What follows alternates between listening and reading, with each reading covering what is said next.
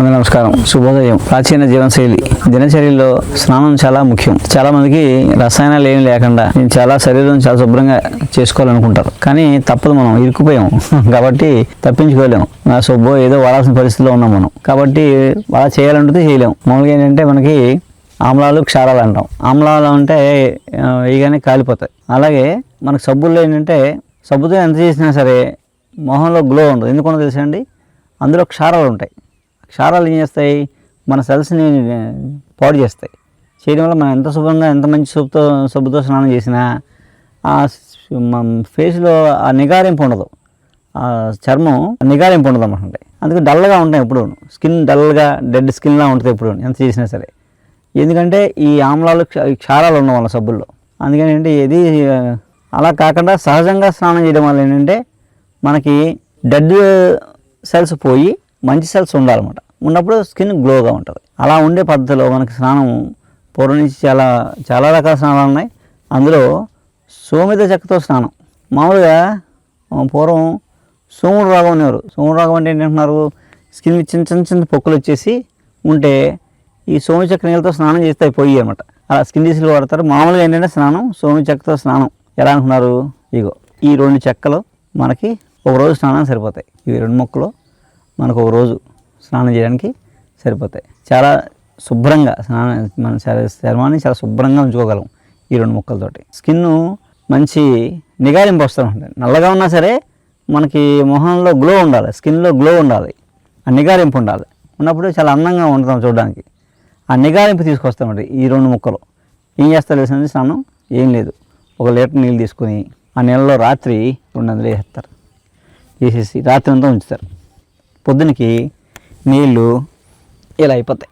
దీని మామూలుగా మాంసరోహిణి అని పిలుస్తారు. సంస్కృతంలో మాంసరోహిణి అని పిలుస్తారు సోమి చెట్టుని.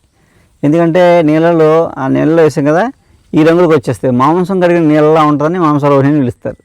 ఇలా నీళ్ళు వచ్చాయి కదా, ఇలా ఉన్న నీళ్ళని పొద్దున్నే మనం స్నానం చేయాలనుకున్నప్పుడు చక్కగా ఈ నీళ్ళు తీసుకెళ్ళి ఇటు కొంచెం వేడి చేసి గోరువెచ్చగా కొంచెం మరగబెట్టి గోరువెచ్చగా ఇలాంటి కొంచెం బట్టలు ఉండాలంటే టర్కీ టవల్ అంటే కొంచెం గరుగ్గా ఉండాలి, రఫ్గా ఉండాలన్నమాట. వేసి ఇలా రుద్దాలి దాన్ని. మనం చూపిస్తాను చూడండి మీకు. ఇవి నీళ్ళలో ముంచి మసాజ్ లాగా అన్నమాట.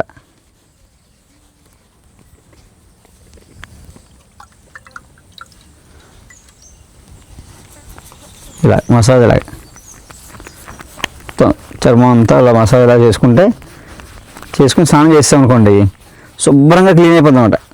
ఇంకా దీనికి ఏమీ సబ్బులు సునిపిండ్లు అలాంటివి ఏమి అక్కర్లేదు.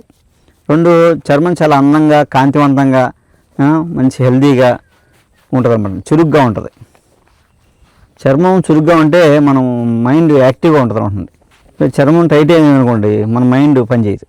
ఎలా ఏంటంటే ఇది స్నానం చేసి నీళ్ళు స్నానం చేసేది. ఇలా మొత్తం ఒళ్ళంతా తోమేసుకుని మనం మామూలుగా బాత్రూమ్ కడగడానికి ఫెనాయిల్ యాసిడ్లు వాడుతుంటాం.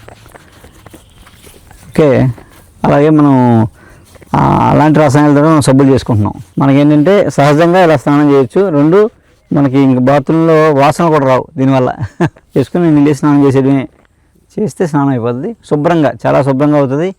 ఆ రోజంతా ఫ్రెష్గా ఉంటారు, శరీర దుర్గంధం పోతుంది, అంత స్కిన్ హెల్తీగా ఉంటుంది అనమాట. అండి ఇవ్వండి, ఒక బాటిల్లో 60 ముక్కలు అనుకోండి, ఓ మనిషికి 4 రోజులు వచ్చేస్తాయి అనమాట. బాటిల్లో ఒక 60 ముక్కలు ఉంటాయి. 4 రోజులు చక్కగా మీరు స్నానం చేసి ఎక్కడున్నా సరే. అలా బాగా అడవిలో ఉన్న చోట ఎక్కడన్నా మీకు బెరడు తెచ్చుకుని వాడుకోవచ్చు, లేదంటే మన వాళ్ళు అందిస్తారు. చెట్టు బాగా పెద్దదై ఉండాలి, బాగా ఏజ్ ఎక్కువ ఉండాలన్నమాట. అండి ఉన్నదానికే ఆ క్వాలిటీస్ ఉంటాయి. సోమి చెట్టు గుర్తుపట్టాలనుకోండి, మళ్ళీ మేము మొక్క ఫోటో పెడతాం, కానీ చాలా ఆకులు ఒకేలా అనిపిస్తాయి. అది సోమి చెట్ట కాదని డౌట్ మనకి. బయట మనకి ఈ మధ్య సోమి లాంటి చెట్లు బయట వేస్తున్నారు, కాటన్ హైబ్రిడ్ ప్లాంట్స్ వేస్తున్నారు, పెద్ద పెద్ద చెట్లు. అవి కాయలు ఇంతలా ఇంత పొడుగుంటాయి, పొడుగ్గాని. అది సోమి చెట్లు కాదు. ఆకు చూడడానికి సోమి ఆకులే ఉంటుంది, కానీ కాదు. సోమిది కాయలు ఇలా ఉంటాయి, వాటి గింజలు ఇలా ఉంటాయి లోపల. ఓకే, ఇలా ఉన్న కాయలు చెక్క పువ్వులో ఉంటాయి. ఇవి మనం అందంగా మనం ఫ్లవర్ ఆయిల్లో పెట్టుకున్నాం అనుకోండి, మెయింటైన్ చేయక్కర్లేదు, ఎప్పటికీ అందంగా ఉంటాయి. రంగు కూడా వేయక్కర్లేదు, మనం న్యాచురల్ కలర్. అలా అందానికి అందంగా ఉంటాయి, ఆరోగ్యానికి ఆరోగ్యం కూడా. అలాగే ఈ స్నానం చాలా పవిత్రం. ఎందుకంటే పవిత్రం అని ధ్వజస్తంభంలో, ఆలయాల్లో ధ్వజస్తంభంలో పెట్టే కర్ర ఏదైతే ఉందో అది సోమిది కర్రే. సోమతికార దొరక్క ఆల్టర్నేటివ్ చాలా వాడుతున్నాం కానీ మనం టేక్ చెట్టు అని, అది పోయి సిమెంట్ స్తంభాలని, అది పోయి రాతి స్తంభాలని పెట్టుకున్నాం. కానీ అసలు ఆలయంలో ధ్వజస్తంభం పెట్టడానికి సోమతి చెక్క మాత్రమే వాడేవారు, సోమతికారులే వాడతారన్నమాట. అంత పవిత్రమైంది సోమతి చెక్క. అలాగే మనం ఆ స్నానం కూడా అంత పవిత్రం దీంతో చేయడం వల్ల. మామూలుగా ఏంటంటే స్నానం చేయడానికి ఎంత టైం పడుతుంది ఇవన్నీ డౌట్ మనకేంటంటే మన పరిస్థితి ఎలా ఉందంటే, మనం ఇప్పుడున్న పరిస్థితి ఎలా ఉందంటే, మనకి ఎవరైనా వండి పెట్టేస్తే బాగును, ఎవరైనా తినిపించేస్తే బాగును, మూతి కూడా కడిగితే బాగును అనే స్థితిలో ఉన్నాం. అలాగే స్నానం కూడా ఎవరో చేయించేస్తే బాగును, మనకి వాడు ఎవరో చెప్తే మన స్నానం మనం చేసేసినట్టే, అలా ఉంటే బాగును అంత మనం తొందరగా పని అయిపోవాలి అనే పనిలో ఉన్నాం మనం, అనే మా ఆలోచన స్థితిలో ఉన్నాం మనం ఈ పరిస్థితుల ప్రభావం వల్ల. నాకు అర్థమవుద్ది. అంటే ఎప్పుడు ఎంత ఉన్నా ఏం చేసినా మనం డబ్బులు పెట్టేస్తే పని అయిపోద్ది అనుకోకూడదు. మన శరీరం కోసం, మన ఆరోగ్యం కోసం టైం కేటాయించాలి. ఆ కేటాయించినప్పుడే మనం ఆరోగ్యంగా, సుఖంగా, సంతోషంగా ఉండగలం. ఆలోచన విధానం మారాలి. మారినప్పుడే మనం బాగుంటాం, మన తర్వాత తరం బాగుంటుంది. అందుకని జపనీస్ లాంటి వాళ్ళు ఏం చేస్తారంటే వాళ్ళ వంట వాళ్ళు వండుకుంటారు.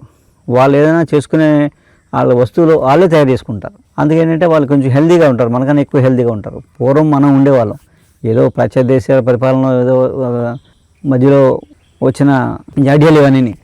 కాబట్టి మనం ఇంకా అందులో కొట్టుకుని వెళ్ళిపోతున్నాం. కాకుండా మళ్ళీ మనం పాత వెనక్కి వెళ్ళి మన ప్రాచీన జీవనశైలిని మనం అలవాటు చేసుకుని మన శరీరం కోసం మనం కొంత సమయాన్ని కేటాయించుకోగలిగితే మనం ఆరోగ్యంగా ఉంటాం. లేకపోతే మనం ఎంత సంపాదించినా డబ్బులు తీసుకెళ్ళి అక్కడక్కడ ఖర్చు పెట్టాలి. సుఖం ఉండదు, సంతోషం ఉండదు, ఆరోగ్యం ఉండదు, ఆనందం ఉండదు, ఆనందం ఉండదు. చక్కగా నేను చెప్పినట్టు నా మాటగా మీరు సోమి చెక్కని స్నానంగా వాడండి, మీకు మంచి ఆరోగ్యం వస్తుంది అన్నమాట. అలా మనం ప్రాచీన జీవనశైలిని అలవాటు చేసుకుందాం. నమస్కారం.